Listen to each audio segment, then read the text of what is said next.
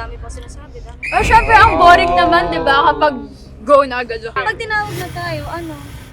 Uy, iiyak na ako. Ano ba naman yan? Ash, ang dami mong sinasabi. Uy, sayang yung makeup ko. Actors Huwag na nga. Mag-oy! Ay, Ano po tapos mo ba? pag-uusapan? Ay mukhang mahilig naman siya magsabi sa iba ng about sa mga problema niya sa akin. Kaya OA ko raw. Kala mo naman siya, hindi OA ko. Wala nga ako sinasabi about her. Uy, ano tayo dito? Family tayo dito. Kung prank to, pipigilan nila ako, susuwayin nila ako. I don't know, bro. Let's talk inside. Huwag sa labas.